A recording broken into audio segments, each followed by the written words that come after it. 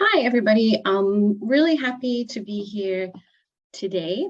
My name is Lauren Jonathan, and I am the founder and director of Hear My Voice, one of the organizers of today's event. So we're really excited to have you all here. It's so nice to see that so many people are interested in this conversation and this really important topic. And we really have a great panel. We have 4 wonderful speakers from across the African region. So we're really excited for them also share their knowledge and experience with us, and also to think about pathways for the future regarding girls' and women's access to education as a post-pandemic crisis. I see that some of you have already started chatting in the chat box. So we do encourage you to share your details, where you're calling in from, maybe where you're working, if you want to share your LinkedIn or other social media connections to connect with others from today's chat, please feel free to do so. The chat function will be available all the way through the session. So if you do have any questions for the panel, you can always pop them in there at any time. Obviously, there's quite a lot of people on today's call, so we'll get to as many of the questions as we can, but we might have to continue the conversation off the call, maybe online later on. So what I'd like to do now is I'd just like to hand the floor over to Anzoa, who is going to be introducing our panel. Anzoa, are you there?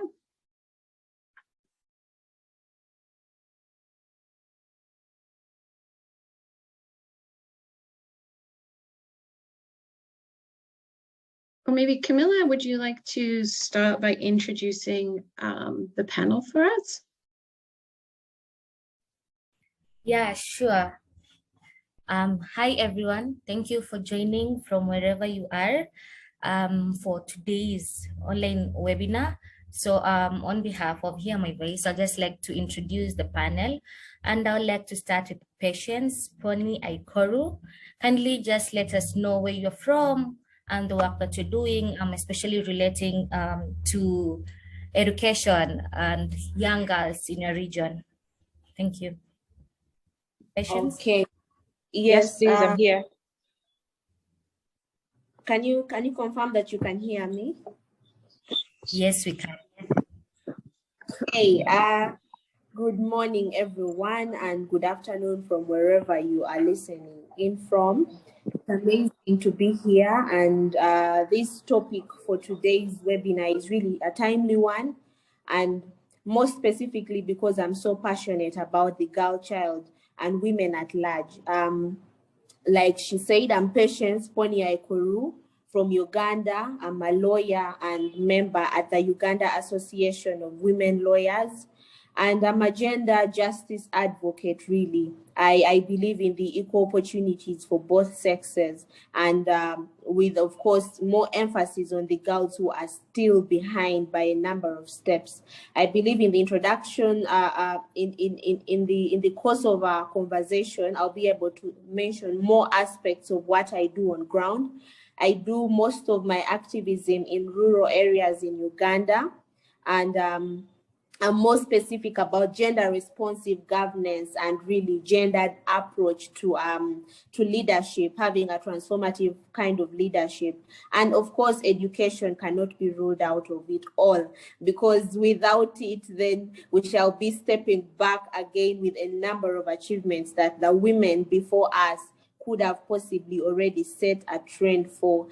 So thank you so much. I hope to hear from the audience as well with time later on. And I'm very excited to be on this panel because this topic is amazing. Thank you so much. And thank you to the teams that have organized this. Yes. Thank you, Patience. And even before I move on, I'd just like to congratulate you. I actually saw you were featured in a newspaper in Uganda for campaigning for safe space for young girls and women in the community. Congratulations for that. Thank you. Thank you. Okay, so we'll be moving to the next panelist, and this will be Ame Atsu David from Liberia, originally from Togo, to just kindly tell us the work she does and where she's from. Hi, everyone. My name is Ame Achu David. I'm from Togo, but I'm based in Liberia with my family. I currently work as the Regional Capacity Development Specialist with Global Fund for Children. We accompany, we do a lot of capacity building with community-based organizations on girls' education and barriers that prevent girls from going to school. I am a human rights activist and also a gender equality activist. Nice to be here and meeting everyone. Thank you, Ame. Thank you for sharing. So we'll be moving to our third panelist, that is George Omar Nalo, all the way from Tanzania, to kindly just introduce himself. Thank you so much, Camilla. I am assuming that everyone is able to hear me. Is that right? Yes. Great. Thank you so much for this opportunity to be part of this event and for all the organizers. My name is George Omer Nalo, the Executive Director of Afri Partnership for Education and Education in Crisis. We are based in Dar es Salaam, Tanzania, but currently I'm in Uganda. So I am happy to be part of you, and I think I will talk more at the right time. Thank you so much for joining us. Thank you so much, George. He's also the Director of Education in Crisis, I believe. Thank you so much. So we'll be moving to our final panelist, that is Kwame. I'm not sure if he is in the meeting right now. Camilla, he's going to join soon, so maybe we could just move on to our first question. Perfect. Okay, so Kwame has not yet joined, but we'll still move on. I hope you will catch up later from wherever we will be. Okay, so to our first question. So for those who are joining us right now, thank you for joining. So our first question will be to ask, what are the biggest barriers girls are currently facing when accessing education in your country? And this question, if Ame will kindly start by answering the question, the biggest barriers that girls are currently facing when accessing education in your country, specifically, Liberia, I believe. Thank you. Yeah, I actually work in West Africa, so it's difficult for me to be focusing on one country, because all the countries in West Africa face more or less the same issues with regards to girls' education. So first of all, I want to acknowledge that there have been a lot of progress in terms of girls' education. According to UNESCO's statistics, data comparing access to primary and secondary education shows that from 2000, between 2000 and 2020, there have been a lot of progress in terms of girls' access to education, especially the primary school. So we have in 2000, for example, girls, 44% of girls access primary education, but in 2020, it's 66%. And they even are doing far better than boys. In 2020, 61% of boys who access primary school. The issue now is the lower secondary and the upper secondary school. So the UNESCO data says that in 2000, girls, there's 29% of girls that access lower secondary school, but in 2020 it's 44%, but compared to the boys, it's 46%. And then the upper secondary school, that's where we lose a lot of girls. Girls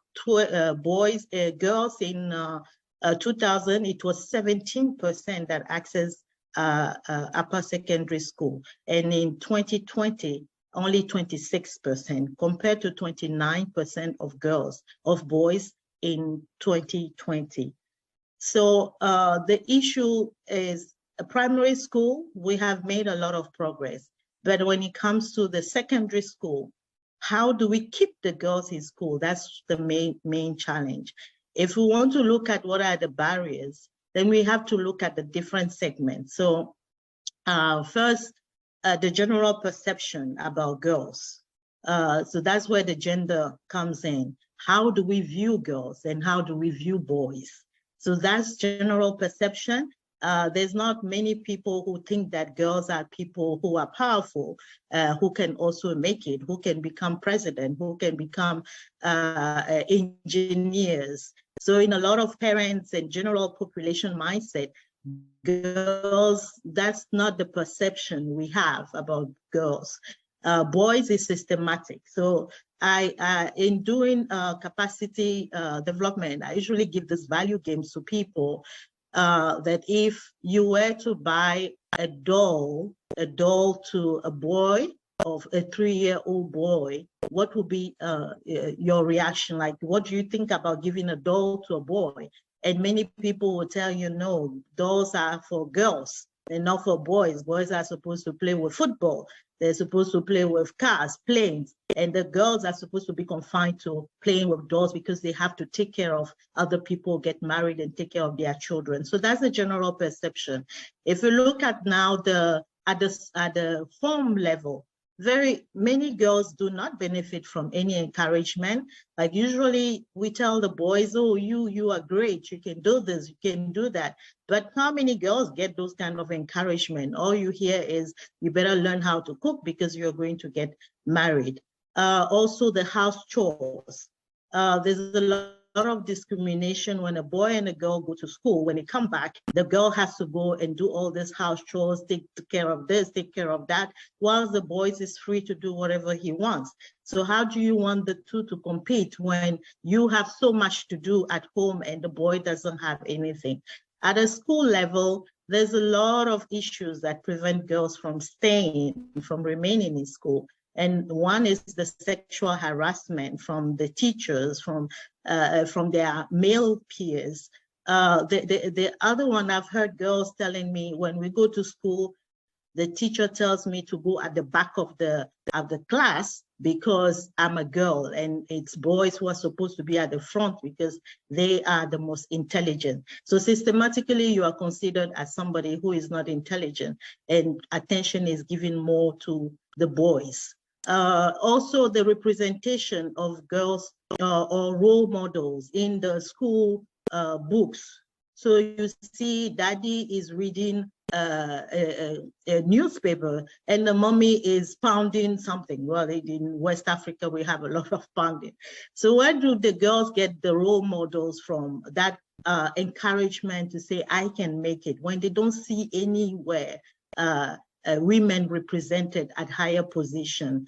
And the situation is more acute in the rural areas, where they don't even have role models. A lot of girls that I meet in the rural areas, when I ask them, so who is your role model? Usually they have two. Either they tell you they don't even have, or they have two. That's a teacher, a primary school teacher, and a nurse, because that's what they see. They don't really have role models that they see around that can encourage them. So I will stop at these two levels for now. At the others, I'm sure others have a lot to add to it. But these are some of the issues that girls are confronted with in terms of remaining and ending their secondary school. Thank you, Ame. And actually, while you're sharing, you just realize how gender roles actually even affects children, because they do not have a specific person to look up to, especially the girls, especially when you say women are at home. So what are they looking up to, and the work they will even put at work? Thank you for sharing that, and even the statistics. So perhaps I will move to Patience to just tell us some of the barriers that girls face in our country. Thank you so much. Please allow me put off the video for now. I'll put it back on some minutes after because of my network. but I believe the profile picture there can help, put a face to it. Yes, as I speak. In Uganda, really, Uganda is a unique country, and it's amazing to hear about the statistics from West Africa. And I must acknowledge that our barriers are not unique. They are more or less similar in a very, very wide range. Only that, of course, in relation to the topic of today, the pandemic has drastically pushed us down as well. Now, in Uganda, it's been estimated that over 700, that is under the United Nations Girls Education Initiative, more than 700,000 girls between the age of 6 and 12 years have never attended school. And about half of these girls between 15 to 24 years are illiterate, and 4 in 5 of these girls do not attend high school for a number of very many reasons that probably I will hint on in this particular question and elaborate more later. In Uganda, to me, I think it's a structural challenge that really bars girls from attending school.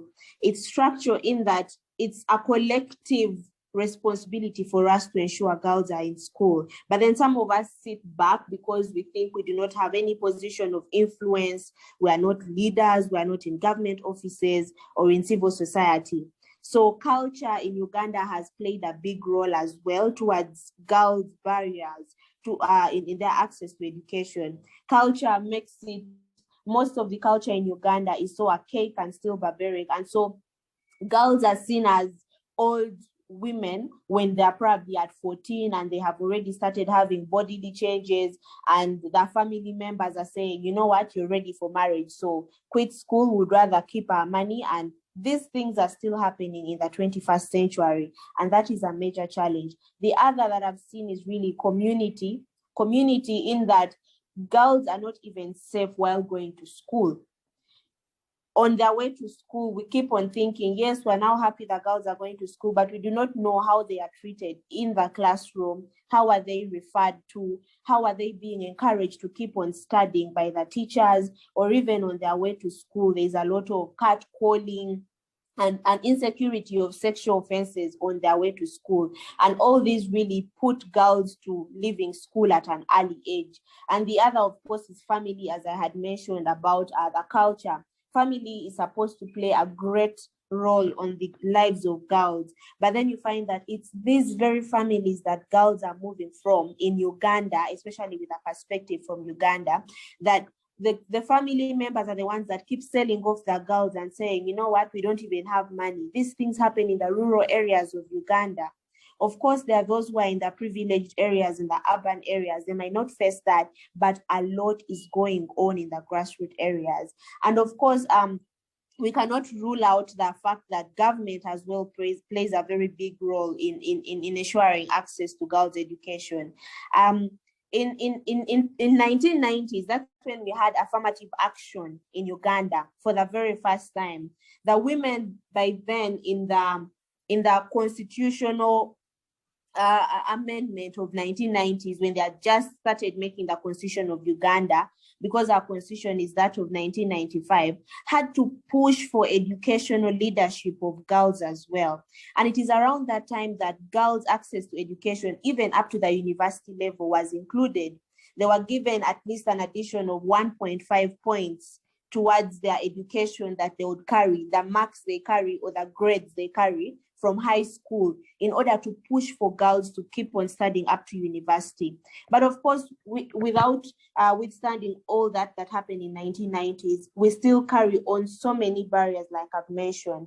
And with government reference that I made is that most of the policies are gender insensitive in Uganda. You find policies are clashing with each other. They're saying we want, yes, this kind of policy, say people need to have this sort of freedom, but the freedom is not curtailed because the girls are not going to be safe. And the girls that I would probably speak about in Uganda, as you've asked me, is that I'm looking at girls within the persons of consent in the refugee settlements of Uganda, because Uganda is the third country in the world with the highest refugee population. And then also persons with disability, the girls who are faced with albinism, girls faced with, all these different impairments are all faced with a number of barriers. And of course, the very last two that I would speak about is in addition to what my other colleague has said on child labor, it also still happens in Uganda, in that the girls are given more unpaid care work in the homes compared to the boys. And this really curtails their access to education. And definitely period poverty cannot be ruled out, because in Uganda, statistics show that there's been, it's estimated that over 15 million it's estimated that over 23% of Ugandan girls between 12 to 18 years drop out of school when they begin menstruation. Not because they do not have access to pads, but because most of them do not even have access to information about period poverty or menstrual hygiene. So they quit school and they're like, you know what, I can't deal with all this shame in school. And this is very absurd. 23% of these girls between the age that is expected to remain in school. So period poverty is something of its own as well, because in Uganda, literally also in every 3 girls, 1 girl misses school over 5 times in a month. 5 times in a month, or even more than 5 times in a month, just because of period poverty. And sometimes some of them miss over 14 days in a semester or a term. And all that leaves girls curtailed. And of course, in Uganda, we have faced a lot of challenges with teenage pregnancy. In just the recent pandemic, we had over 644,000 girls that were pregnant at a teen age. And so these girls, most of them definitely did not go back to school. And it still gets back to the structural aspect of it, because government has not probably been receptive enough.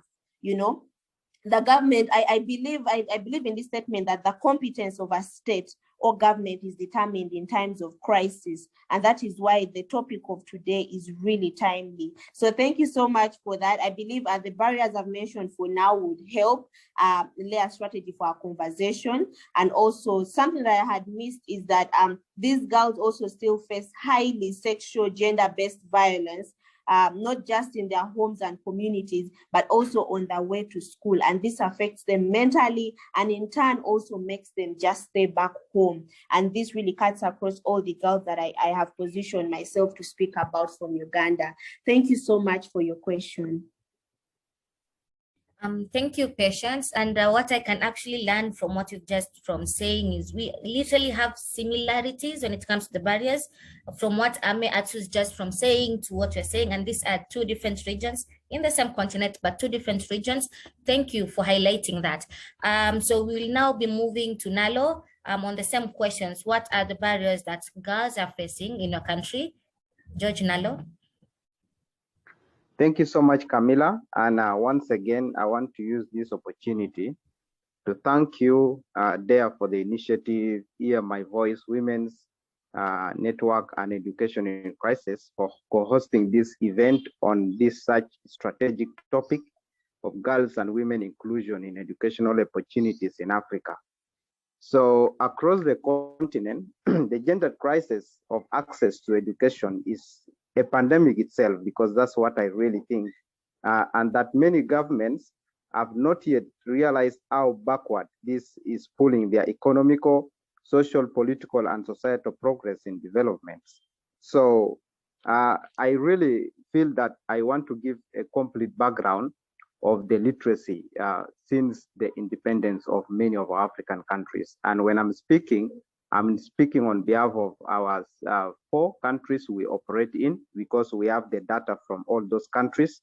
That's where our girls and boys are taken to school.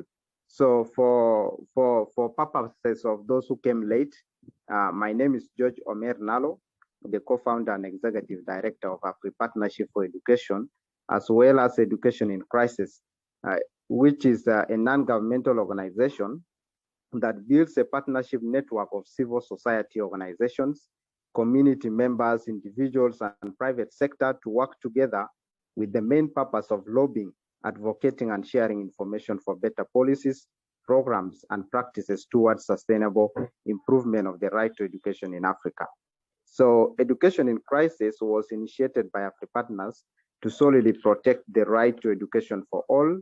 And to us, every child who cannot be in a classroom because of the absence of a pen, a book, insufficient teacher, of course, I mean lack of proper trained teacher, then maybe absence of a structure of a classroom, maybe economic affordability in terms of school tuition, distance from school, maybe torn uniforms, menstrual materials absent for girls, and the proper sanitation to take care of girls' menstrual times. This, for among other barriers, are the ones we have termed as education in crisis. Their education is in crisis and serious crisis. So I'm trying to give you this background to just analyze and to let you know that every girl and every boy and everyone who cannot be in class in particular and to learn progressively like any other to achieve their dreams, their education is in crisis because they have 1, 2, 3 lacking. And these are the barriers facing the girls and of course to boys as well.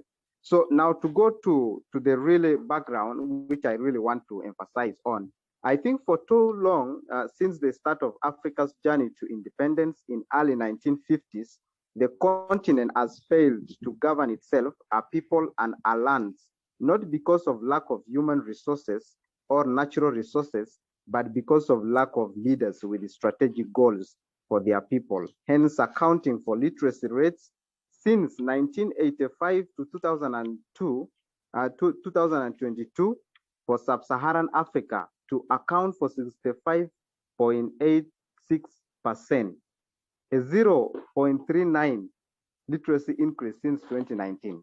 And I'm just giving you this because I really like to speak on data. We need to take decisions based on the availability of data. So the Southern Africa with 80% literacy rate, and of course right now they have a little been improved, and then North and East Africa at 71% and so on. And also the rate my colleague has mentioned about West Africa. So poverty and illiteracy tend to go hand in hand. Whereas education is a fundamental choice to defeat poverty, it is less available in poverty-stricken areas. And if so available, a struggling family might need then children to work and earn instead of going to school. And at this particular stage now, this is where you see a parent chooses a boy over a girl to be in class.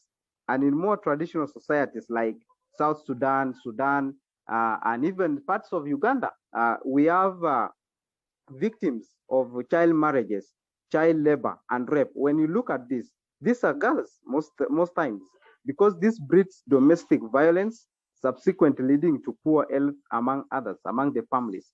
These are families, remember, of consisting of parents who are kids when they were married, for example, and so you expect the worst to come out. So the barriers continue to come down to a gender gap in literacy of estimated 781 million adults globally who are unable to read and write. Nearly 2/3 are females. That already can throw you into a thought whereby where are the women? If among the 781 million adults globally are not able to read and write, and 2/3 are females, it will tell you that the journey we have had is not even a journey. We are not yet starting it, or we have not started it.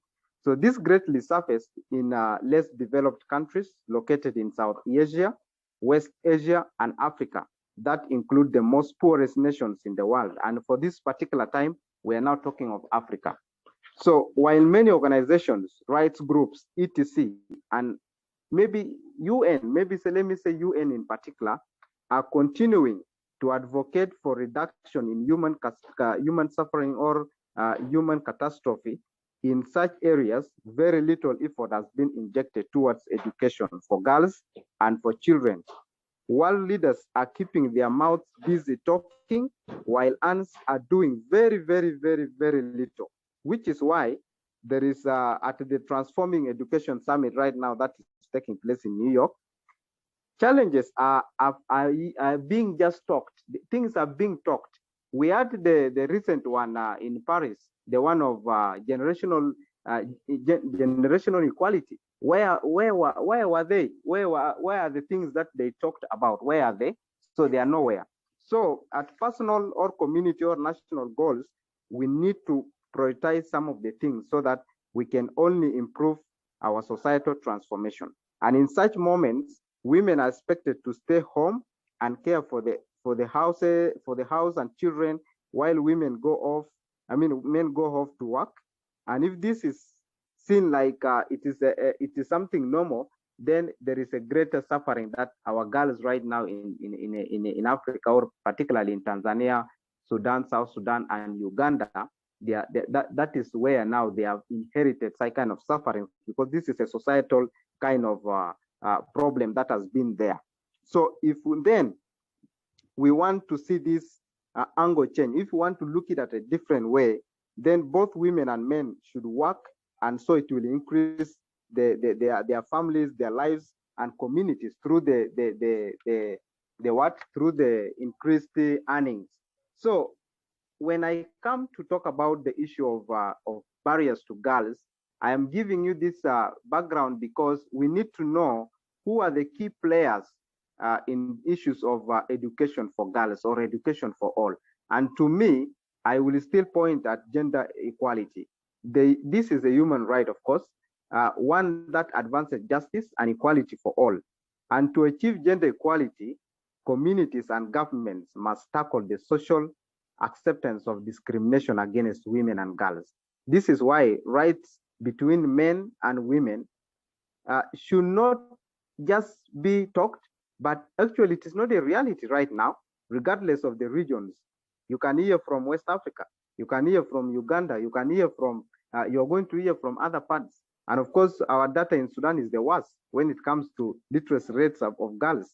So when various states, including Tanzania, Uganda, Sudan, and South Sudan, of course, that's where we operate, and no exception, are still largely affected by gender inequalities in the social, economic, and political spaces, then you have to expect that the most vulnerable groups, who are girls, are not going to be even talked about.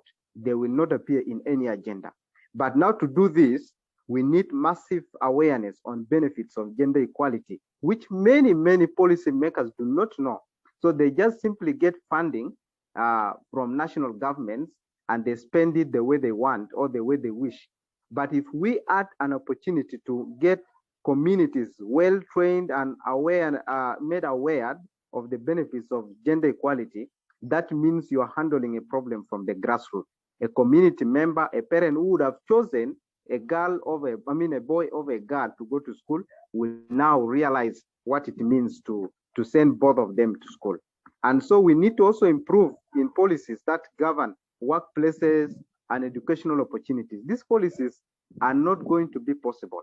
For us at Afri Partners for Education, we have one of the greatest area of concern, that is policy advocacy, that we can engage governments and politicians so that they can really see the reality of happenings on the issue of education. Many governments have governmental scholarship programs, but when you look at the rate at which they compare girls and women, and boys, you find that they don't have proper governing or policies that really protect these girls.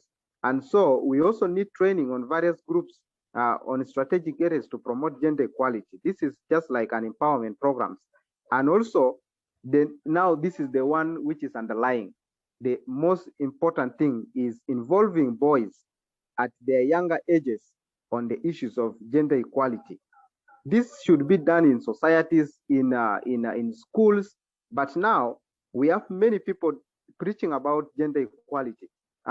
Preaching about girls and women being excluded or not included. And of course, our topic today is all about that. But now my question is, what have we done to handle this problem from the grassroots? So for me, one of the barriers is that we have not engaged the boys, who then grow up with a mentality on how they handle women and ladies. And then at the end of the day, they are the ones that change the graph of what is really happening in our societies. So I believe that some of these barriers of girls getting access to education, they are all over almost the same. But now, what is not the same is the efforts being put in place to advance such of these issues that are affecting the continent or the girls' education in those countries we operate. So otherwise, I think for now, let me stop there. I wanted just to give a brief, complete background on how these barriers are coming into. Thank you so much, Camilla. Thank you, George. That was a pretty comprehensive answer. And from what you had actually mentioned, this is something very similar to what is even happening here in Kenya, especially when it comes to the policy formulation. These people come up with all these for policies, but then what is being implemented at the community level? Nothing. Or the misuse of funds and resources, as you've mentioned. Thank you. Your answer was pretty comprehensive for that. So for those who are joining us right now, kindly just introduce yourself on the chat session. And also, if you have any questions while we are going on with the panel, do ask on the chat question. Now, we did have a fourth panelist who was not present when we were starting because due to some unavailable circumstances and network issues. So I'd like to call upon him right now. This is Samuel Kwame, all the way from Ghana, to just introduce himself and the work he does and how does it relate to education in Ghana. Thank you. Samuel, welcome. Thank you so much. Can everyone hear me? Can everyone hear me? Yes, we can hear you. Yes, we can hear you. Yes, we can hear you. All right, thank you so much. I'm so sorry that I came late. I have network issues. I'm currently away for a project. So my name is Samuel Kwame Mensah. I'm a storyteller and a child advocate. I'm the founder of a Pan-Africanist organization called Umbrella for the African Child, also known as UTAC. We are focused on the well-being and the welfare of children in rural, underserved communities in West Africa. We are currently based in Ghana and Nigeria, and we offer mentoring support for children in currently we are doing a mentoring section for children in Cameroon, Bamenda. One of our many amazing initiatives is the Kids Club. And the goal of this Kids Club is to increase the reading, writing proficiency of children aged 7 to 14. At the moment, we are working with 47 children in a village called Namimboko, located in the northeast region of Ghana. Through this literacy club, we organize creative workshops to engage children. This workshop also provides the girl child with educational resources, materials. I want to commend every one of the panelists who have spoken, really well about this topic. This is actually my first time talking about the girl child. I've never advocated for the girl child, but I think with what I do, I include the girl child in every project that we organize. So I would say that one of the greatest challenge when it comes to like the girl child education in Ghana, for me, it will have to do with the fact that schools lack resources, schools lack structures. Now I'm going to be giving example because I work in the field. Okay, so I'm going to be giving an examples as regards to my journey. Now there's a village in the northeast region that I traveled to. It's called Sakogo, and when we went there, our intention was to support children with benches, desks, because there was a video that was sent to me prior to my visit to the north. As you could see, children sitting down on the floor. They were without chairs, without desks, without books, and then this thing was also affecting their education.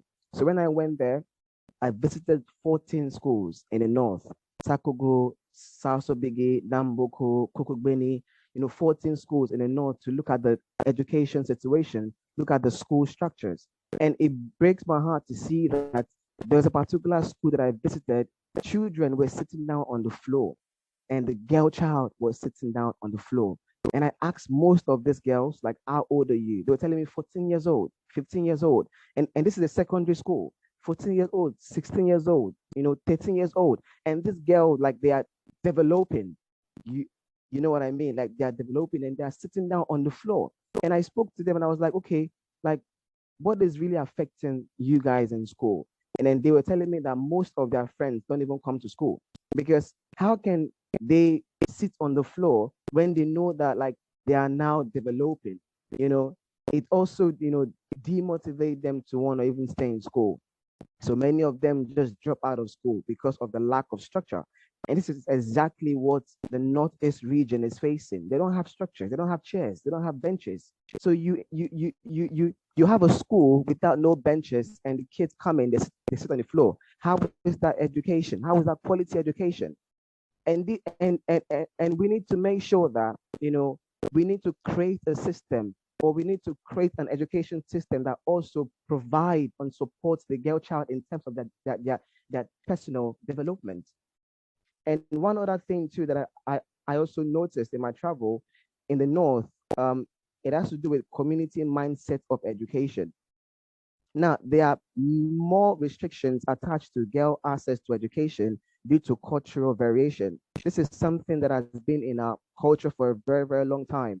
In the past, parents focused on the boy child education, providing the boy child with the motivation needed for school. The girl child was rather left left to take care of the house or take care of the younger ones. Only the elites saw the importance of educating the girl child. But now things are changing through globalization. Parents are seeing the girl child can do more to support the family, the community, than being subjected to the kitchen. Parents in rural areas who still have this mindset, this mentality of just the boy child are now finding it hard for them to adopt to the change when it comes to equality in education. And I feel like right now, what we should be advocating for is equality in education for both the boy child and also the girl child. We need to be advocating for equality in education. I remember in my visit to a village called Kukugbini, and I was, interacting with parents, and their minds were so stick on the boy child. Like you can't even change their mind. It's like coconuts. You can't change anything. They were so focused on the boy child. And when you ask them, like, why are they rigid in terms of the boy child education, they will tell you because the men are the one that provide for the family, so they need to be educated, they need to be supported, they need to be motivated. And I see young girls who are desperate to learn, but don't have the resources to learn. The only thing that they do is they wake up in the morning, take care of their younger ones, bathe their younger ones, and then they stay at home, take care of the house. That is it. And then while young boys are going outside to study. But things are changing. We need to include this girl in our education process. There should be equality and equity in education. And the last one that I'm going to be talking about is finances. Now, finance is also an hindrance when it comes to like the girl child accessing education. In a large family, for example, parents feels the girl child education is not needed. Possibly they will educate the boy child instead. Now, I have a friend in Nigeria, and she specifically told me that her father don't value the girl child education. So he's so focused on the boy child education, supporting her brothers with all the needed materials for school, leaving her and her sister out of the question. Now imagine how many girl child are experiencing this kind of situation at home, where parents think that the girl child education is not needed, it's not necessary. But we are seeing how the girl child is supporting community. We are seeing how the girl child is being change agents, nation builders. Parents need to be introduced to the fact that educating the girl child is going to do more to support the family.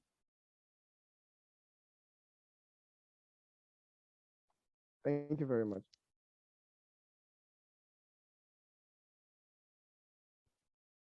Thank you, Samuel. That is very disheartening, really. And just mentioning how I think it all stems up to just stereotypes and the gender roles that have been assigned in the community, and how men precisely are being taken to be of a more advantage compared to the woman. Thank you so much for that. Again, for all those who have questions during while the panelists are still ongoing, kindly do ask at the chat question. So yeah, these are very meaningful conversations we are having and all the statistics and data we are having. Thank you so much. So now we have just highlighted some of the barriers that we are facing from our different regions and countries. And I'd just like to know, what are some of the solutions that you are coming up, whether at a personal level or through your organization? What are these solutions that you're trying to give to the community? And I will start again with Ame. Ame, you have a very extensive, vast experience, over 20 years around when it comes to management, human rights, and gender equality. So what are these solutions that you have incorporated in the work that you do? Thank you. This webinar is really enlightening, and I think we should have more of these opportunities to exchange and then discuss from various countries, especially in Africa. So from what everybody said, what I have observed is that the main problem is the mindset. If we are all able to change our mindset towards the girl child, a lot of things will evolve.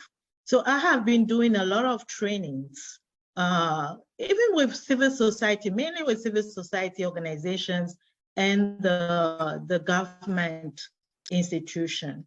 And sometimes even people who say that they are working on the gender equality, you ask them simple questions and you find out that even themselves do not really believe in gender equality, because we are groomed, we are born into a culture that that makes us to believe that girls are not able to do certain things.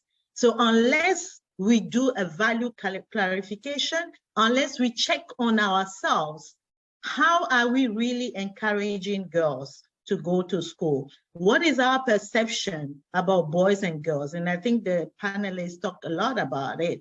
It's the first and fundamental issue is the mindset about the girl child. All the rest, even if I'm poor, and I think that both the boys and the girls have the same right, I will do everything to make sure that the two of them have access to education. But if I think that one person does not deserve because you're going to get married and you will take care of your family, then I won't invest in the girl child. So a lot of trainings that I have been doing, it's about helping people to break all these gender norms that is keeping us, even when we are working with the girl child. As the Global Fund for Children, recently we organized an adolescent girls summit. And the process was really interesting, putting the children, both boys and girls, at the center of the whole planning. Initially, it was supposed to be only girls summit. Then we did a lot of focus group discussions. And when we asked the girl, what do you want? They said, as long as you don't bring the boys on board, gender equality will not be achieved. Because boys grow up with that mindset. Even when we are at school and we have our menses, instead of being supportive, they would discriminate you. So we need the boys to be together with us in this fight, because all of us need to change our mindset about one another. So in the process, we brought the boys on board. Initially, when you ask boys, so what do you think about girls' education? They will tell you, oh, the girls need to take care of themselves because they can stink when they are doing. It was all those things. You don't have messages, right, about their role. When there is a pregnancy, the boy goes on, and then the girl is faced with the consequences. Now, during that girls' summit, it was amazing how the girls expressed themselves and were motivated by one another. Some of the girls, because you're born in that culture where you are told you can't do anything, this is your role, this is what you grow up to do, to be a woman, to be married, to take care of. They don't know that they have potentials. They can do so many things. So they grow up not being self-confident. And at the summit, it was amazing to see these girls because they were looking at their peers, how they were expressing themselves. They grew so much in confidence, believing that they can do it. And after the summit, a lot of them came back to me and said, you know what, this is the first time I felt that I have the power. I have so many things. I can do things. I can do it. Because when I was growing up, all I was made to believe is that I can do it. I'm not like the boys. And it destroyed my self-esteem. So the work, we need to work now with the girls themselves to also believe in themselves. Because we hear a lot of girls saying, oh, they don't want to go to school because they don't want it. But you bring them back to the root causes of the problem. And it's not the girl who doesn't want to go to school. It's the whole environment that is working against her.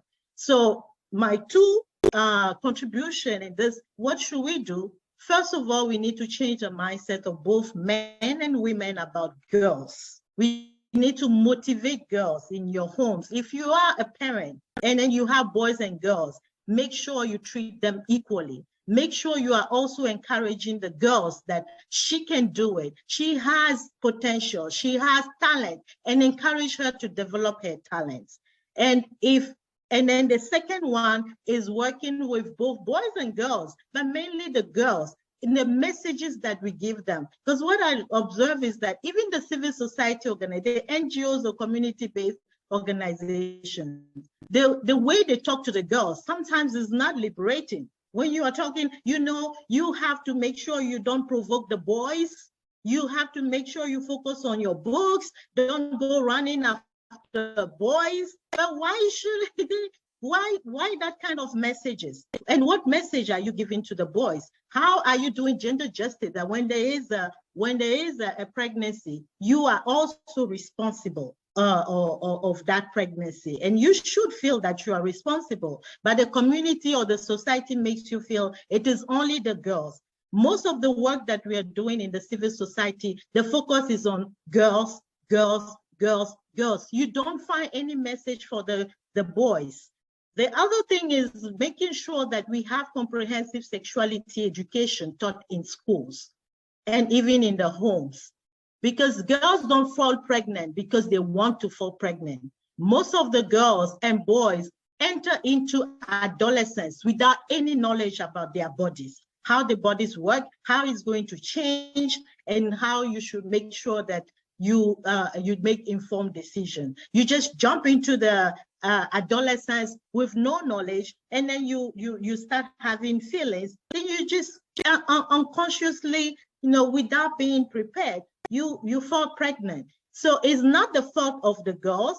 It is the fault of the system. We need to start breaking the taboos around sexuality and talk to our children, because the girls are the ones who pay the bigger price since they fall pregnant and they are held responsible. So we have to work on sexuality education, break the taboos both at home and at school, making sure that children have access to information about their body to be able to make informed decisions when they get into adolescence. Thank you, Ame. Actually, while you are discussing this, it reminded me back here at home in Kenya, we had a similar issue where the government had issues of implementing comprehensive sexual education in school because they are afraid we will spoil our children with this education. But then we realized that we do need these conversations because, as you had mentioned, we have girls falling into, they become teenagers, they don't know anything about sexuality, then they end up being pregnant, and pregnancy is one of the biggest barriers to girls to education because most of them end up leaving school and they do not rejoin after that. So thank you for that conversation. I do relate it from a personal level, even back here at home in Kenya. Thank you so much. So I will go to the next panelist to just give us some of the solutions they do give in their community.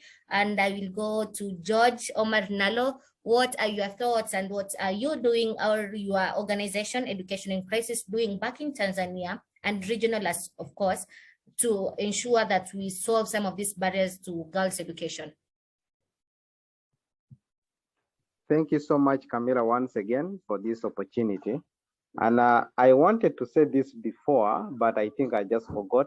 When Ame said there's a lot of funding in West Africa, which I personally really wish to see, because I first of all see her, what do we call, is it the African map she's putting on her ears? Yeah, so I love that. Thank you so much. I am a Pan-Africanist and I love the history of West Africa, how good things are being done there on traditional levels.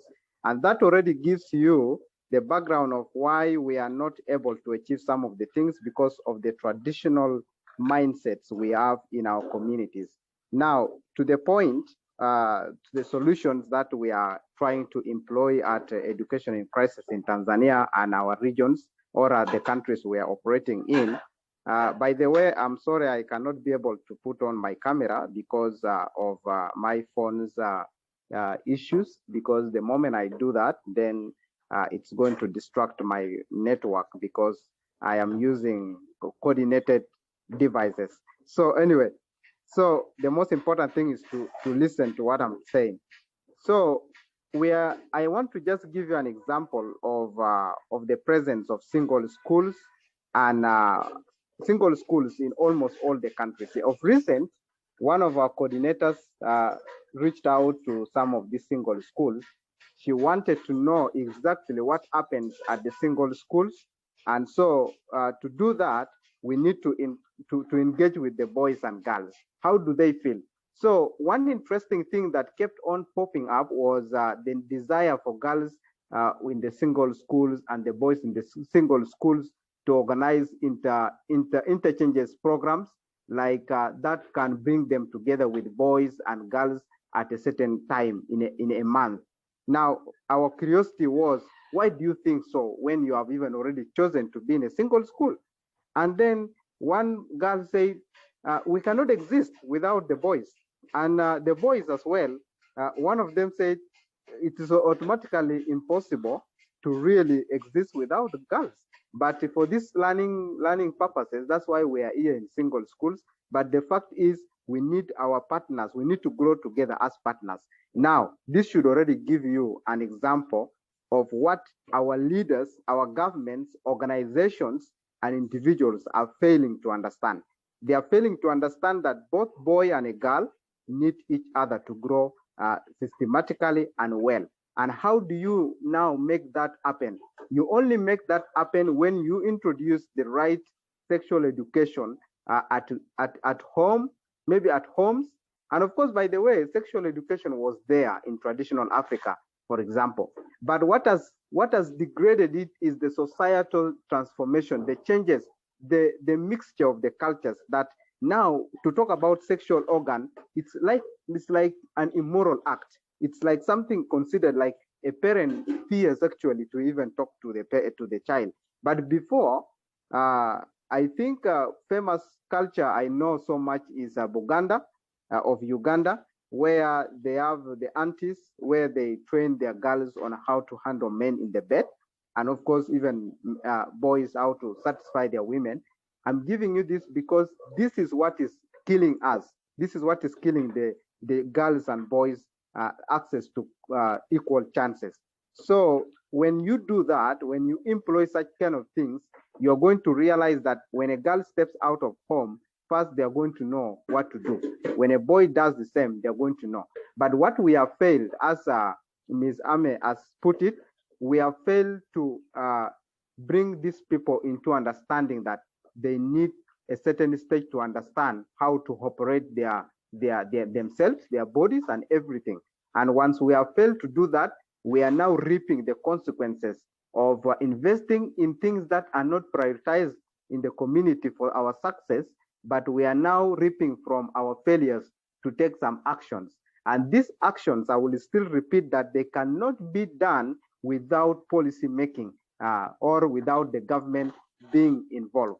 Once the government is involved, the politicians are involved, then they are able to influence the policy making.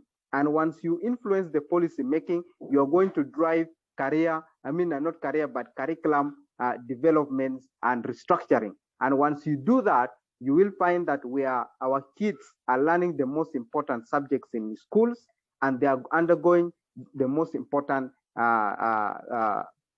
stages in school. But then if we keep on talking, trying to advocate for something without analyzing properly who is the main player in this activity of education itself or societal transformation, you are going to realize that the moment you handle the problem from the grassroots, there are two things, or there are two key players that we need seriously to engage if we needed this to continue to go away. And now this is what we do at Education in Crisis. So we have what is called multiplier effect program. I talk to you, you get convinced about what I'm talking, then you talk to another person, then the other person talks to the other one, and the other one, like that. We create that network. The moment we do that, we are not changing one person's perspective. We're changing individuals and the network at the end of the day.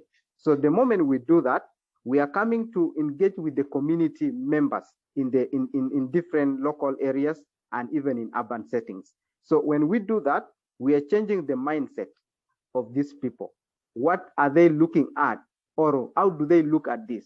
The moment we change their mindset, then they are going to be engaged, because someone is going to learn about this program and will be happy about it.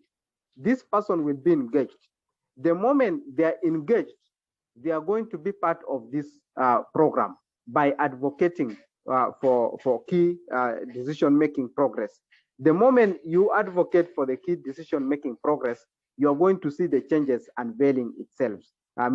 So that is why at Education in Crisis, in our regions we operate, we do not attack the problem from the head, but we believe that awareness raising on the benefits, not the importance. This is two different things. You may talk about the importance of education, but what are the benefits? And by the way, we were asked one of the toughest questions in Sudan.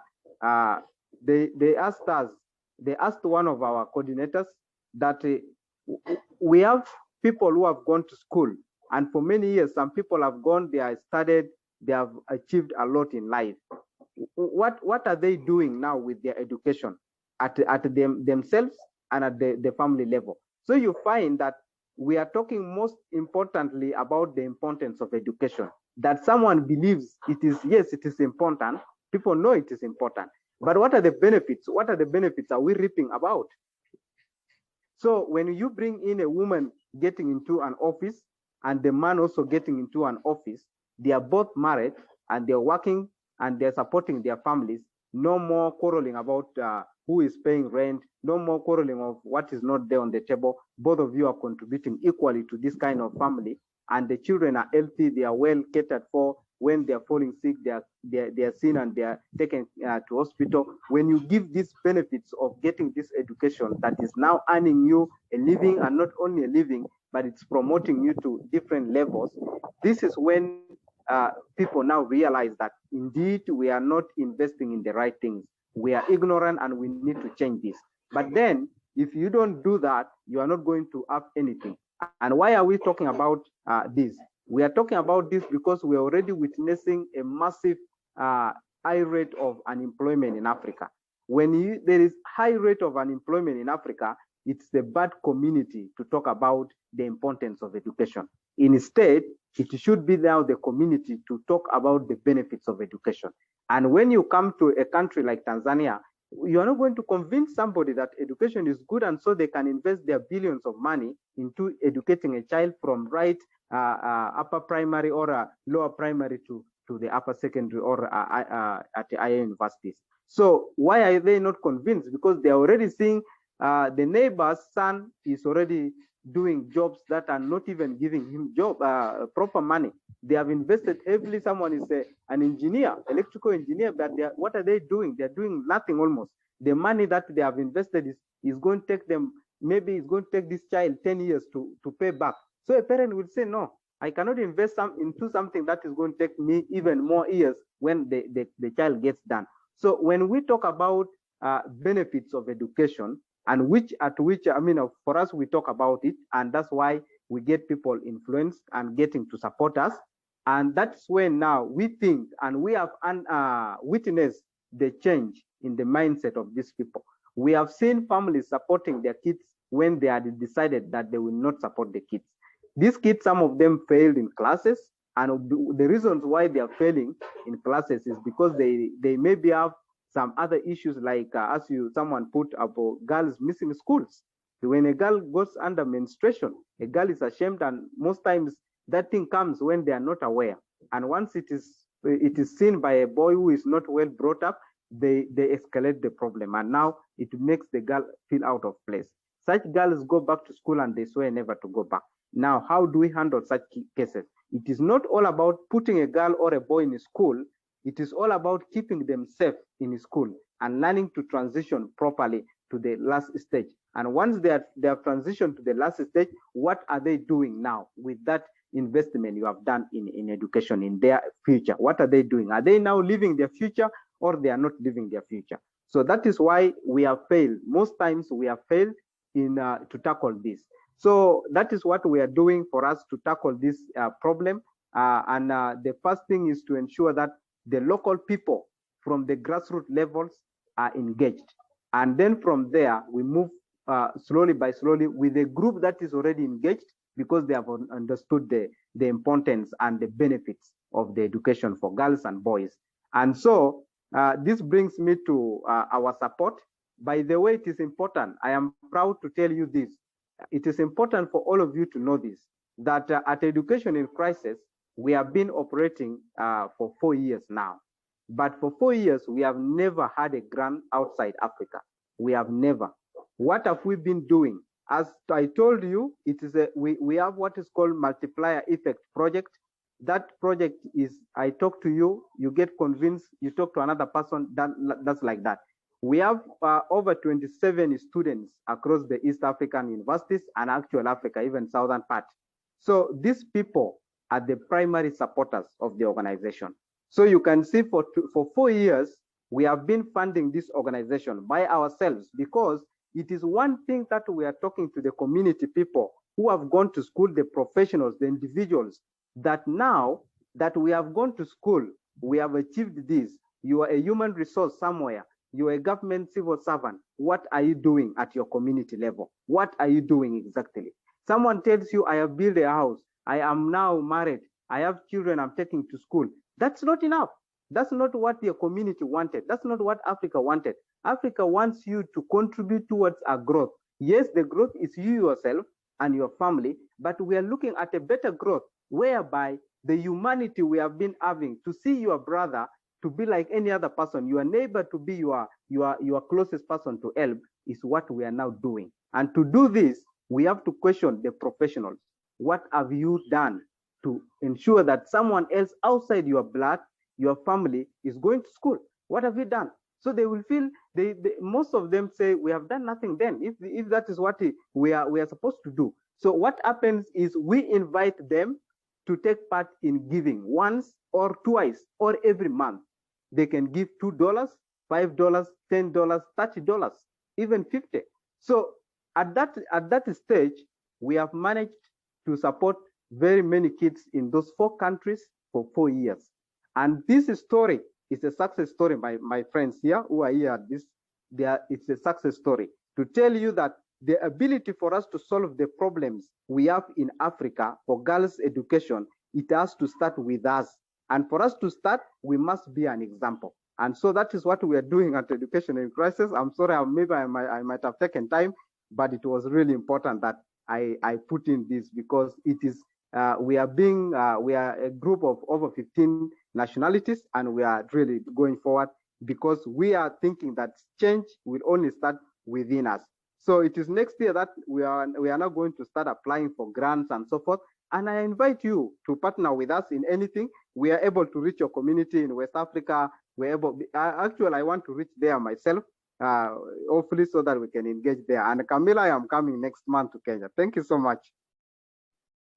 Thank you so much, George. Of course, you're welcome to Kenya. And Amy, as you've heard, George will be coming to a region sooner.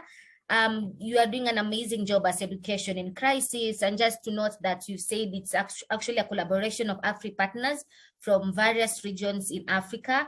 and with no foreign funding so far, 4 years down the line, it's amazing. I just wanted to mention that. Jose, kindly, if you have any question for now, if you could just share it on the chat section, we will answer them after the panel. Jose, thank you. So now we'll be going to the third panelist, I believe, to answer what are some of the solutions they're trying to give to the community. And for this, I will be going to Ghana. Samuel Kwame, what are your thoughts about this? Okay. First of all, I want to commend George. You're doing a very, very good job. I was just listening to what he was saying and I was blown away. I feel like, first of all, we need to understand that, we need to advocate for equity in education, not just equality in education. Now, the reason I'm saying this is because when I travel to rural areas, I observe that the boy child has more resources than the girl child. And the government keep giving them more resources, thinking that, the girl child doesn't really need it. And if we are going down that lane, it's going to affect the girl child motivation to want to stay in school. So when we go to different places in rural areas, we need to ask the girl child, what do they also need in school? Not just assuming that, when we bring these books or when we send out these books, it will go to all the children in the school. No, you ask the girl child a specific question because they are vulnerable. So you ask them, what do you need to thrive in school? There should be like a program specifically for the girl child where we ask them specific questions like, what do you need to thrive in school? Because the boy child, in as much as I'm a boy child, like we have like the upper hand, but the girl child also, like they are now coming up. So we need to ask them questions like, what do you need in school? Advocate for equity in education, not just equality. All right. And one of the things that we are doing is we have a literacy kids club where we promote, gender equality and equity in education, and also access to, educational resources. In Nigeria, we have a program where we connect the girl child with, female mentors, passionate about their safety and their well-being. Now, one thing I've come to realize is that education for girls is more than access to school.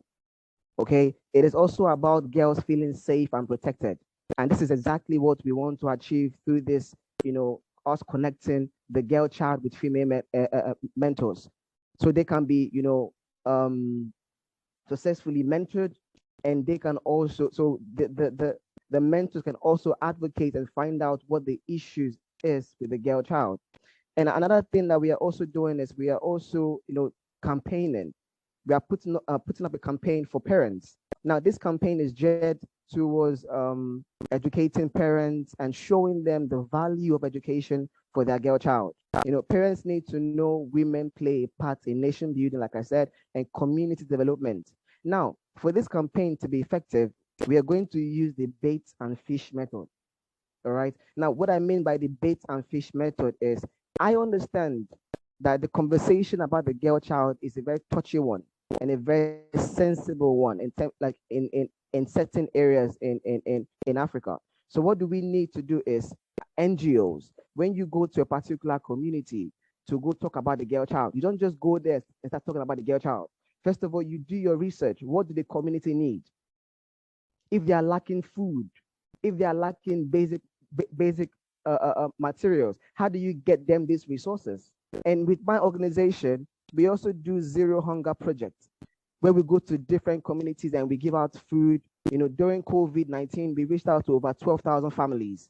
All right. So what we do is, when we go to particular communities and we see that challenge and we give them like what they really need. So when we are coming back again to talk about, girl education, or when we want to sensitize the community, they welcome our project. That is also you get parents, involved with what you want to do. As an NGO, if we think that we have all the knowledge to want to change the mindset of African parents, trust me, you are deceiving yourself. It's not possible. Parents need to understand that, we need to get them on the hook, give them what they want, and then we tell them what we need from them. And what we need from them is for them to change their mindset of the African child. And when it comes to like the girl child. All right. So these are the two major projects that we are currently doing. That's the Literacy Club, where we promote gender equality and access to education. And we also organize, training for the girl child. Now, and the amazing thing about the training is that I'll use for example, when I went to a village in the north, I realized that they were having light issues. All right. And that light issue was affecting education. And more girls were complaining about how, they want to study nursing in school, they want to be doctors, they want to be, accountants, and they want to be pilots. But because of they don't have light in their community, it is affecting them from staying in school or wanting to go to school. All right. So what I did was I had to speak to an organization, and they donated solar lights, a portable solar light for the girl child. And when I went back to the community, I donated solar light to the girl child. Now, this was to motivate and help, children to study. And what I did was, at the end of the day, because it's a literacy club, I told these children to write their experience and how the solar light is going to help them, grow and help them in their academic. And then one of the child wrote a very fascinating piece talking about how the solar light is going to help her bring her female friends together, and then they will study together. Now, this is exactly what we want to see. So we need to ask them exactly, like, what do you need? All right, what do you need in terms of education? We can talk and talk and talk and talk and talk and talk, but if we are not advocating for the equity in the education process, we're still going to go back 2 years time, come back again, and still talking about the same thing again. So through my organization, we are advocating for equity and equality in education. Thank you very much, Camila. Thank you so much, Kwame. And I do support about the equality. We need to have that conversation. Now we'll be going to Patience as she finalizes on the answer of this question. And what are your thoughts, solutions that you've provided in Uganda on girls' access to education? Thank you, Camila. Please confirm if you can hear me. Yes, I can. Okay, thank you so much. And the panelists that spoke before me really did an amazing job. And being the last speaker, I think my work has been made much more easier because the solutions are not unique again to Uganda, especially the fact that we are all under the African continent. So I hope we all on this space are learning from those that have spoken before me as well. Education is a fundamental human right, and yet too many young girls are still denied the right to this kind of quality education, like the previous speaker stated. But well, the solutions to what I stated earlier, mostly my biggest take home from the barriers was that it's a structural challenge, and we need to collectively work to solve this. And so currently, of course, I'm a lawyer and pursuing my postgraduate diploma in law at the Law Development Center of Uganda. But before being a lawyer, I am a citizen of Uganda, and I am a citizen of the African continent. Also, I am a volunteer and an associate to very many organizations by virtue of being a member with them, and also just being a party to holding the vision dear to me that we want to achieve a world with equity, a world where everyone is respected with human dignity. So in what I do mostly as a volunteer is that I do not even wait for a position to come in place, or an organization or an office. And I want to urge us all on this call that even before you get into such a formal kind of setup, do something within your means to ensure that the girl next door gets to access education, and not just education, but quality education. And to me, I just want to broaden this a bit, that education might not just be the formal aspect of it in the schools, but it also gets to be informal as well in our communities. How are these girls being treated? Are they being given the platform to speak up for what affects them most? Are we having that intergenerational kind of dialogue in our communities? And then definitely we shall also come to the formal aspect of education in these schools. And we earlier on hinted that, of course, funding is a challenge, and priorities of our leaders is also a very big challenge, notwithstanding the fact that we have different categories of these girls in the education crisis. The other thing that we need to do is really sensitize people on ground about the need to go to school.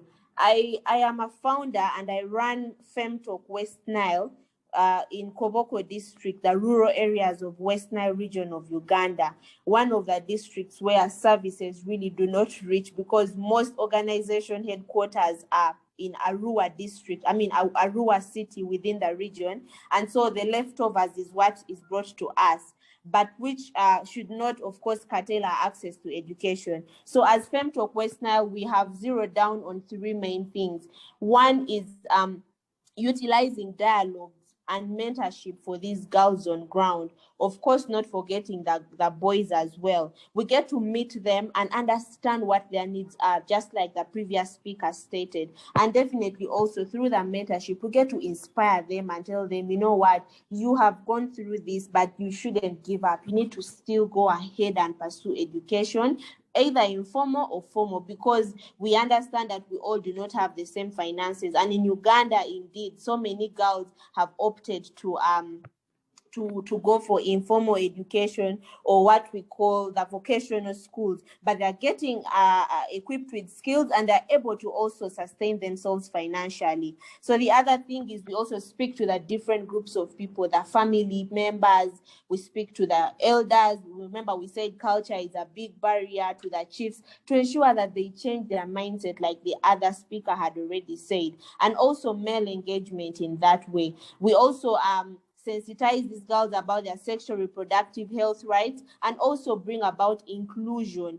because in whatever we do, we believe that girls are very unique, just like the boys as well. We have girls living with albinism, we have girls faced with disabilities, we have girls who are persons of concern from the refugee communities. And you know, West Nile region, where I come from in Uganda, has the highest population of refugees in Uganda, and they are also affected, and the education is not quality enough.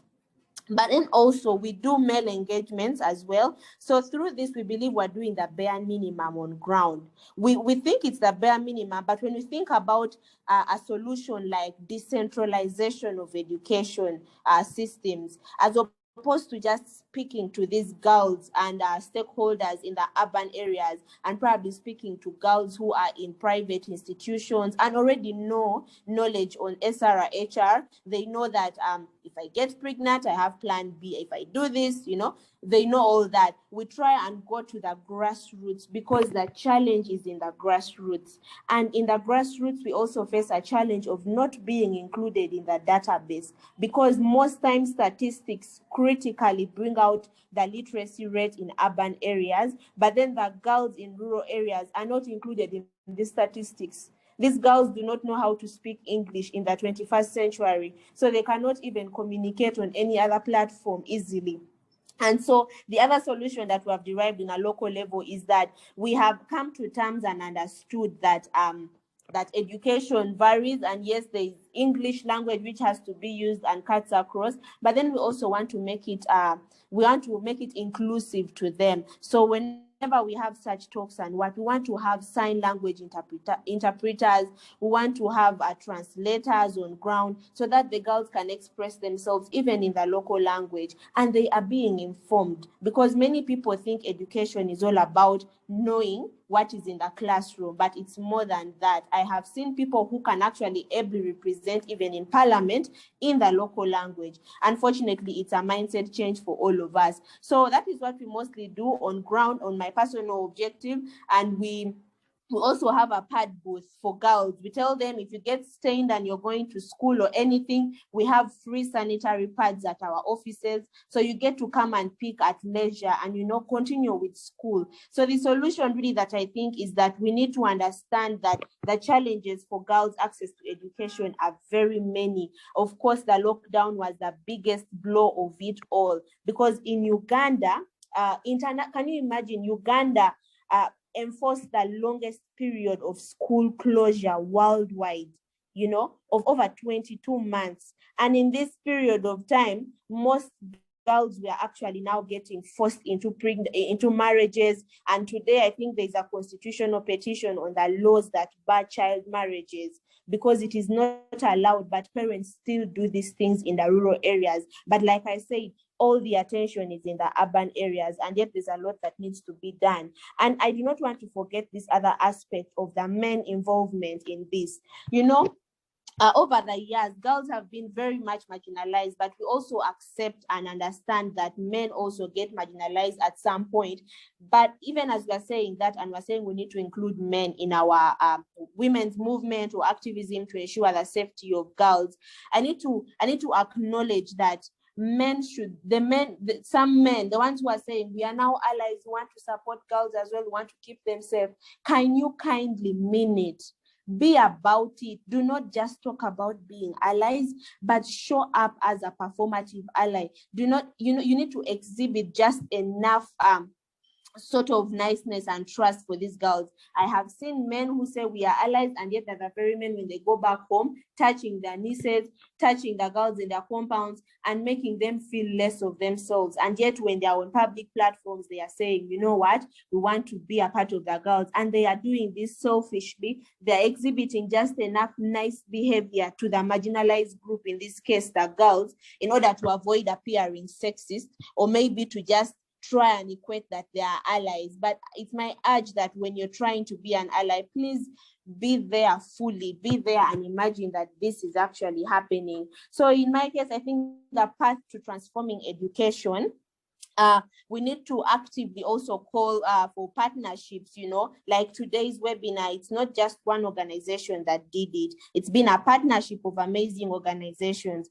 And so the other solution is we cannot work alone. We need to work together, civil society leaders, government entities, and the individuals at large. Do not just sit back and say, I cannot be a part of nation building because I do not have the resources. No, we can make it, and we can be there. And the other previous speaker talked about the Uganda culture in Uganda. Indeed, that culture, to some extent, it's really okay, but to a larger extent, it has been like a custodian of the patriarchy system, and that is not an exclusion to other individuals. Some women and men are still custodians of patriarchy.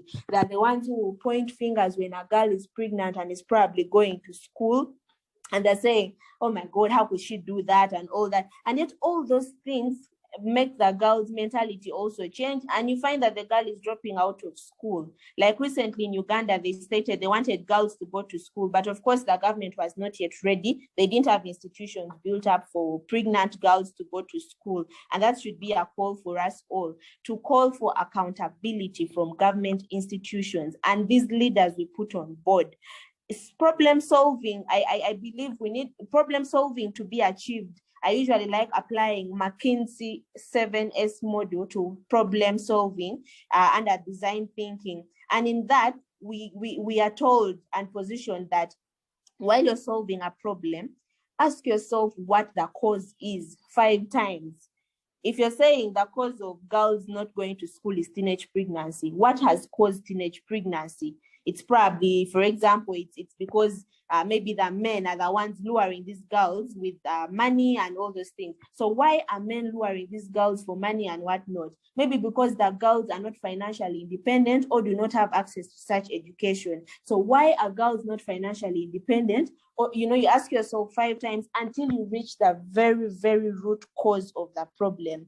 If we do not reach the root cause of the problem, we are going to be solving problems from the branches, and we shall never know what is happening down in the roots. And so it is my call to action that at your very bare minimum, with your very little resources, try and engage those within your community. Have those talks.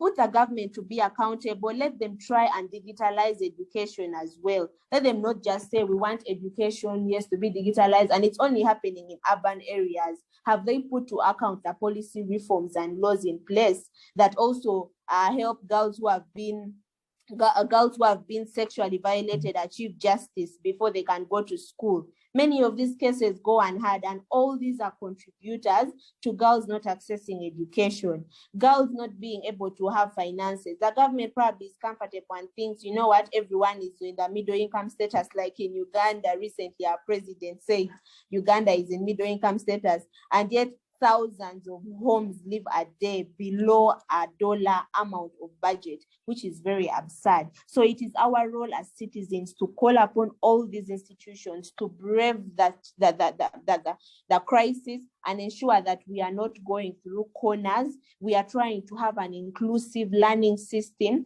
whereby we have these partnerships in place, we have accountability and transparency, we have sensitization, these dialogues, mentorships, and also action, of course, while understanding the root cause of the problem. So in conclusion, really, on my end, all I do most is really these mentorship sessions with a team of volunteers, which is endless because the organization I run in the rural area is volunteer-based. We do not have funding, but trust me, we are doing good.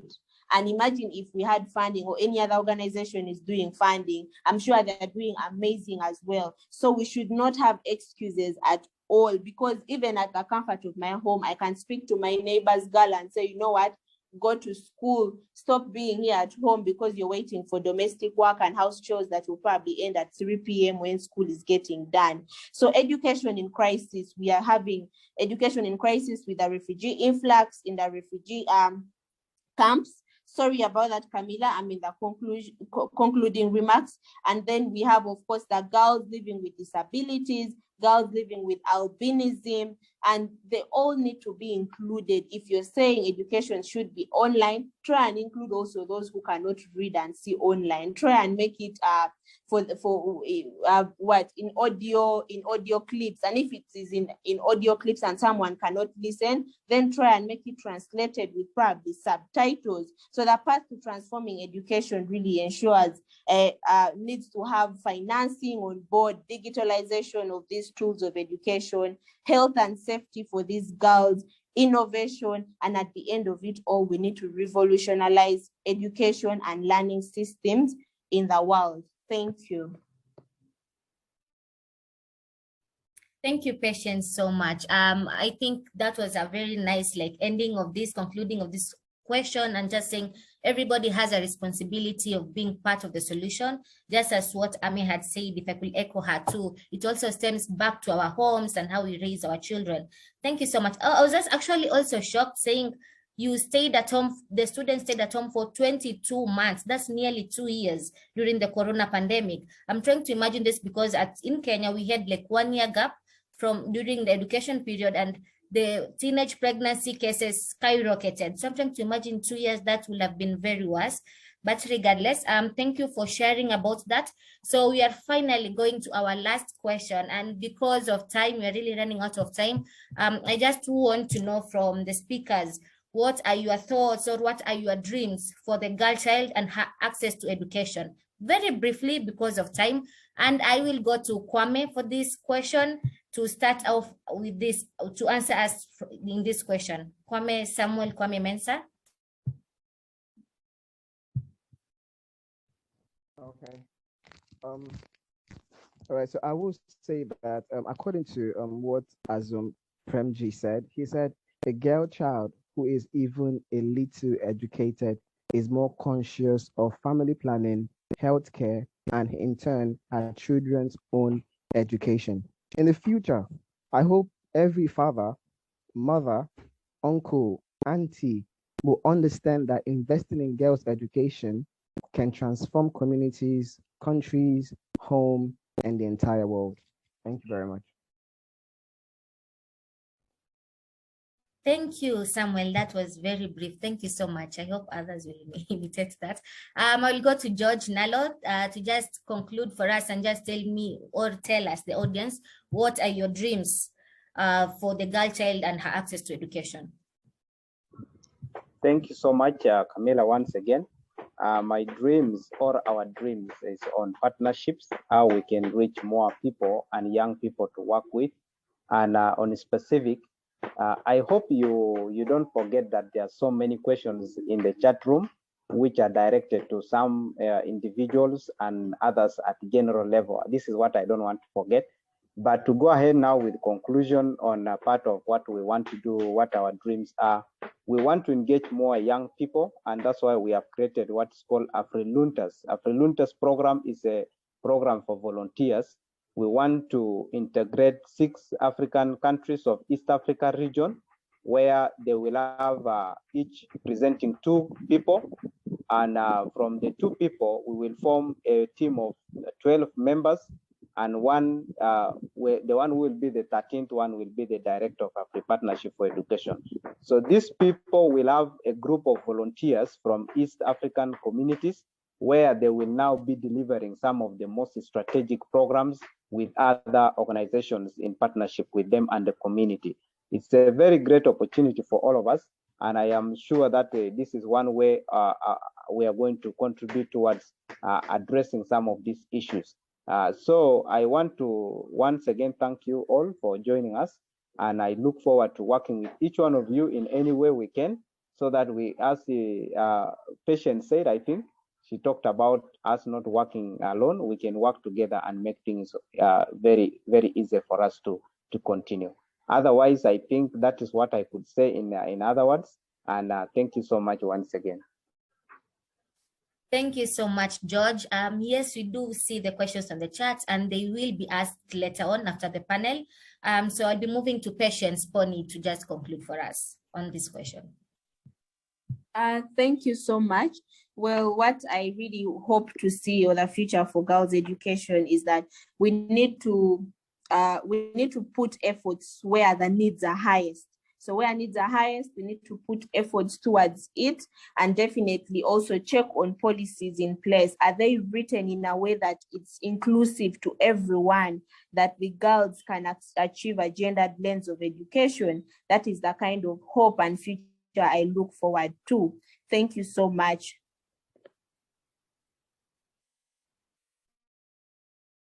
Thank you, Patience. Thank you so much. And finally, Ame, you are the one who are beginning most of these questions, and I decided to change or to reverse the dance on the dance floor for you to finally give you the honor to conclude this question for us. Thank you. Welcome, Ame. Thank you. So Nelson Mandela said, education is the most powerful weapon which you can use to change the world. Now, education without girls, it will not be that powerful weapon. Girls need to be part of have equal rights to education for us to really achieve the development of Africa. So my hope is that we'll all work towards changing the mindset of everyone in Africa about girls in general, girls' education, for us to be able to see a proper development of the continent. Thank you. Thank you so much, Ame. So now you're finally done with the panel. For me to only realize that I had actually not introduced myself, my apologies. So my name is Camila Mwangima. I am from Kenya, and I'm currently working with Hear My Voice. Laureen had introduced herself in the beginning of the webinar. So thank you so much for everybody who managed to be part of this conversation today, to just be able to talk about girls and women's access to education in Africa during this post-pandemic crisis. And for me, this is where I'm going to hand over the spotlight to Anzoa, who will be asking some of the questions that our audience has asked on the chat section. Thank you so much. Thank you so much, Camila. Kindly confirm with me if you can hear me. Yes, yeah, we can hear hear you. Okay, thank you. So I'd like to appreciate all of you for taking off time to come and discuss with us the challenges facing girl child education in Africa and getting strategies on the way forward and how to tackle these issues. My name is Anjoa Sarah. I am the Executive Director of Dare for the Future Initiative, an organization currently working in South Sudan. We advocate for girl child education, education for persons with disabilities, and adult education. We look at areas of policy advocacy because we feel that the issues facing girl child education are majorly structural issues. And also community mindsets, we do sensitization, we link people up with scholarships, and we are also looking forward to our partnership with Education in Crisis, and we also partner with different other organizations. I was currently appointed Global Youth Ambassador for Education in East Africa with Their World, so that's what I do right now. Now, allow me quickly go to the questions. We had very many questions. However, they were both in areas of poverty and early pregnancies and how they hinder education. So we summarized them, and we have two questions. Nalo will answer the first question, and Peshponi will handle the second question. Allow me get to the questions.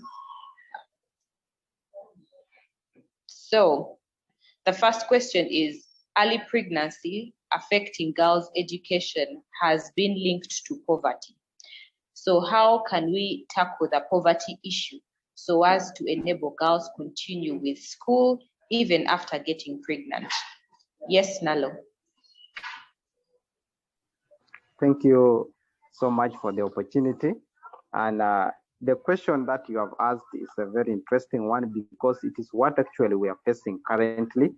In Africa, we have been having great investments in the humanitarian works in Africa for many years by both local people and the global communities. And more so, to be direct, I think since 1960s, United Nations has invested so heavily in trying to tackle Africa's most pressing challenges, and that are linked to poverty. And of course, poverty giving back to hunger and starvation. Currently in Somalia, people are dying completely. And let us not even move to Somalia, my goodness. Let us move to Uganda. In Karamoja region, people are dying of hunger and starvation. This is a country that was recently declared by its own president, although the World Bank came to rubbish it off, that it is in the middle income country. Here, we are not talking about now who supports the president, who is not, no, we are not talking about it. We are now talking about the reality. The reality is a country with such kind of a climate should not even have any cases concerning food insecurities. But how have people in the country been able to tackle some of these issues? This can be witnessed through this hunger starvation problem in the Karamoja region, telling you completely the inequalities that lie in the developmental sector on national government's programs. So because of lack of equal kind of development or focus, we have had to face complete lack of food and even lack of things. Now, when you come to education, it is the worst now. The children in such areas, if they are lacking what to eat, that means they are completely lacking even what to go, to go to school. So to tackle this problem of poverty, we need serious engagements. And for us, we are doing the engagements in this way. We are involving the people on grounds, like, for example, in rural areas of Tanzania, and of course, even in Uganda, South Sudan, and Sudan, we are engaging rural people. Why are we engaging the rural people? It is the rural people, when we form with them a community of advocates, they are listened to by the governments, by the local governments. When the local governments are able to hear from them, they will not sit down because they have to be pressed. So when we form community networks of people, of influential peoples, that's when we press for the issues that are affecting the people in the community. So when we do that, we're able to hear that there are some families that are working, they have so many kids, for example. They have so many kids that they cannot support all. What happens to the rest? The rest go to work. So as Education in Crisis, we are funded directly by AFRI Partnership for Education, and we do give scholarships. So what we have decided to do is we give scholarships to children who are from families that cannot be able to take care of them. Now, the children that are from families that can take care of them, or maybe a family has many kids and then they cannot take all of them, then we are able to take one of those kids or two to go to school. And when we do that, we are not now giving you a liberty just to be able to do anything at any time with your money. No, we want to follow it up. Are you now taking care of the other kids properly, or they're still even lacking some things? So we don't need to deliver humanitarian aid and we forget about it and we take pictures and we talk stories of success. No, we need to completely follow up, and we need to follow up these issues. How is this help sustainable? And by the way, the most questionable help has been from the UN. UN has not been following up a complete sustainability plan for their help. Well, they don't do that. They just deliver the help, and that's all. Then they take the report to the Western world, and they get more billions of dollars. Here we have to be the truth. We have to talk the truth. We are not now lying. We are talking about issues we are seeing in life. Because if UN had invested heavily in sustainable development of the continent, and we were going to have a lot of achievements. But how can they involve in sustainability plan when its own leaders are actually seeing their own pockets? They cannot. So it is the leaders of the country that have to be the ones to be sensible about these organizations that are carrying the work. In fact, a government should come out and say, how many NGOs do we have?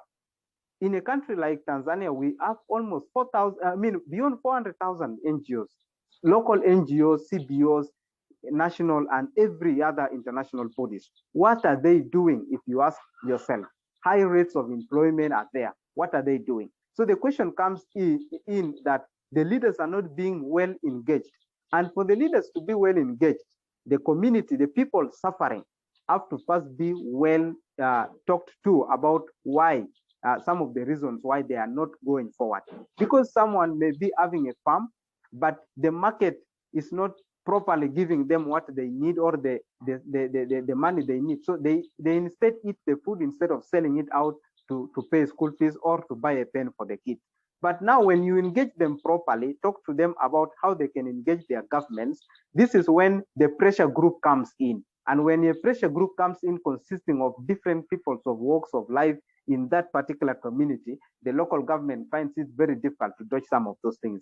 And that is when now things concerning people being given capacity building programs like economic programs that keep on multiplying maybe something to continue their earnings, then that's when we can now be sure that these things can happen. So in all we can be able to talk about is that the issue of the governments or the leaders being able to monitor their own people, where they cannot be pressed by issues and then they are not, no one is hearing them.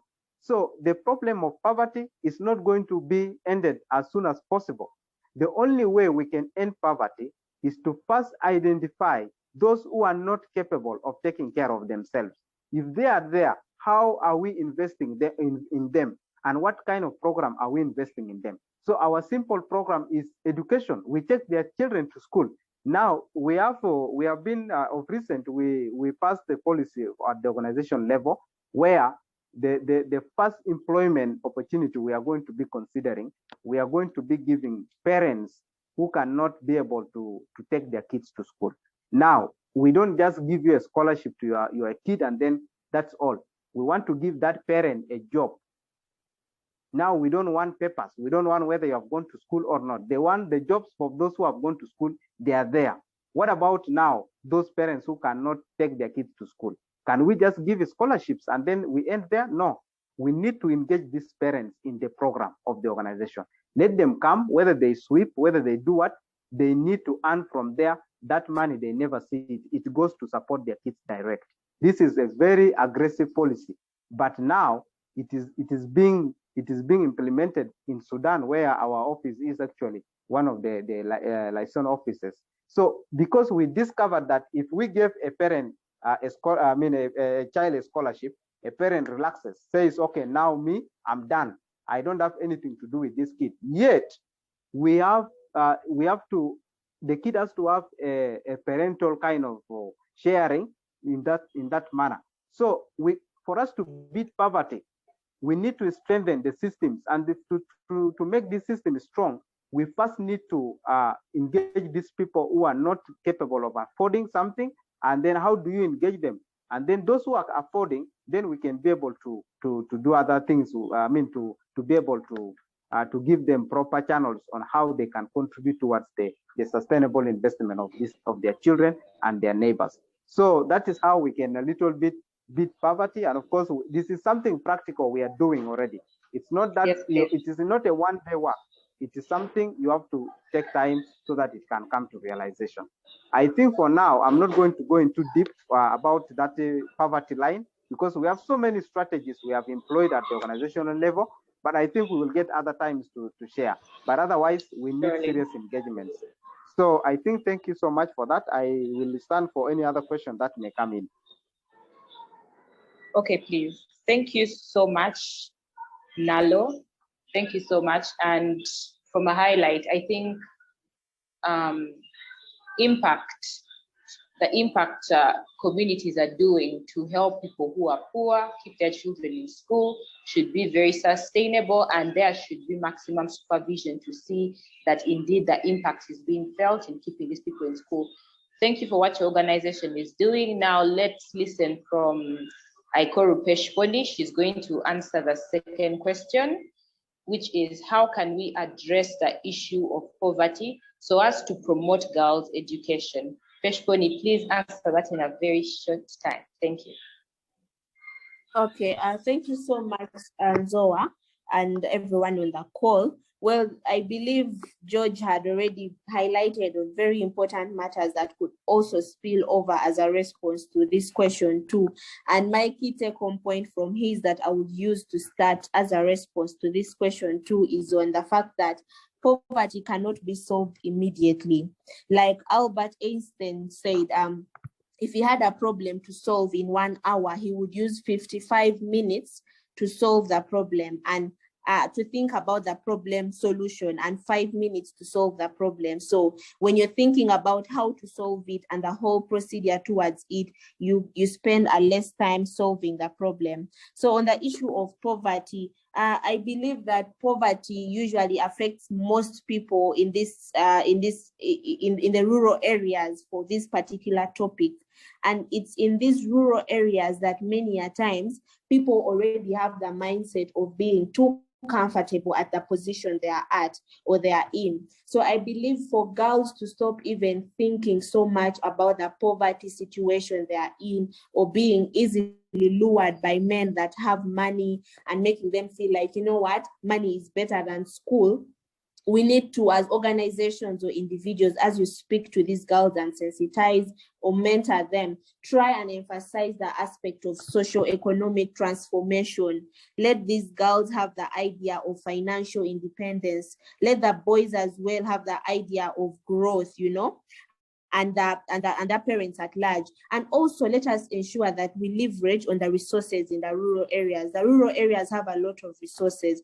And when we leverage on them and have such a mindset, then we can be able to have creative ideas and innovativeness. And in turn, the girls will be more their eyes will be more set on their goals and vision, as opposed to being moved by the nitty-gritties of men around them trying to push them off the bridge of achieving education. And of course, at the end, like I said earlier, we need to look at the very, very root cause. If at all you realize the root cause of this problem of poverty is poor governance and leadership, then you have the right to vote in the elections as well as a citizen. Vote for a government that will have a policy that is inclusive, and advocate for probably free sanitary pads, free education, digitalizing and transformation of this education, so that you lessen the challenge that poverty has on this girls' education, and you focus on other things of financial independence and developing your nation. And also, like Albert Einstein also said, you cannot solve a problem with a mindset you had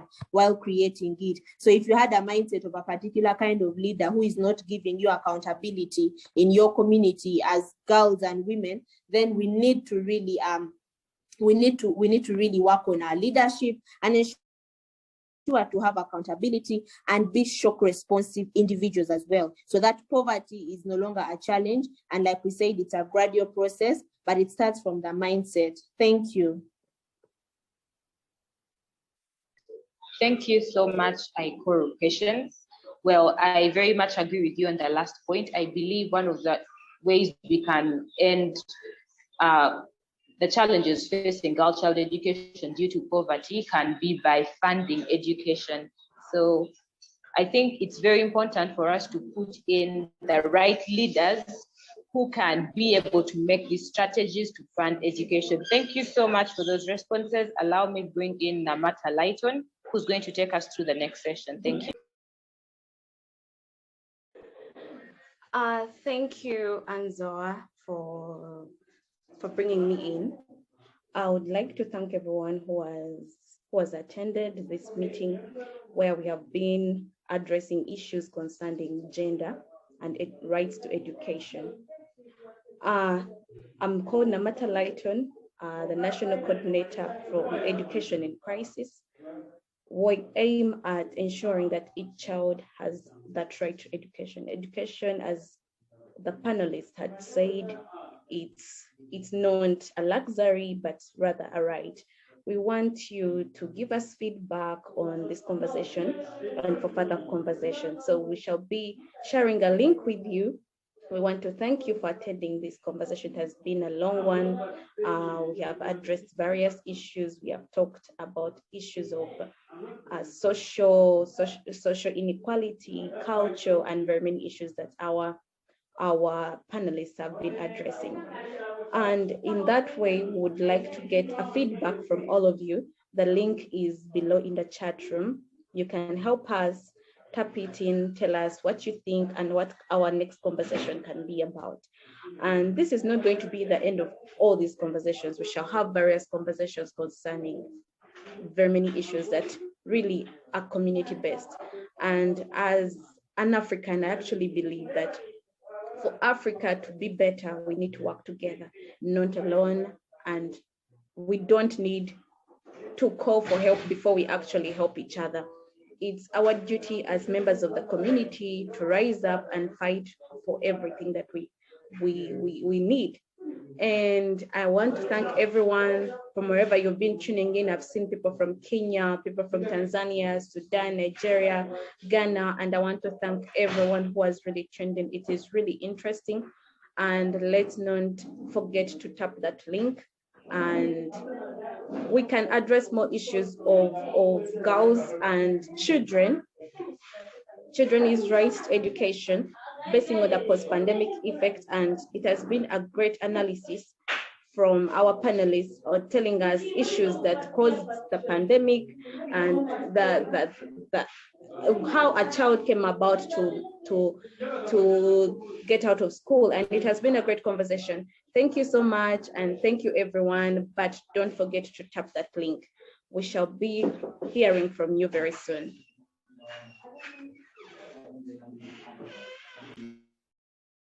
Thank you, Namata. Just to finally conclude and to thank everyone for being part of this meeting today.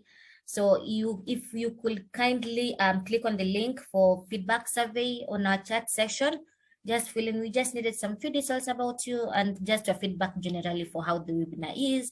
And alongside that, you can have access to all our social media handles, that is Education in Crisis, Education for the Future Initiative, Therefore the Future Initiative, which is at Edu Sudan, and finally Hear My Voice Women's Network at Hear My Voice _WN across LinkedIn, Facebook, and Twitter. And also you can find us on our website at hearmyvoice.info. So till there, thank you so much for all those who were part of our today's meeting. Thank you. Maybe if I could call on to Lorraine to finalize and to perhaps let everyone now leave.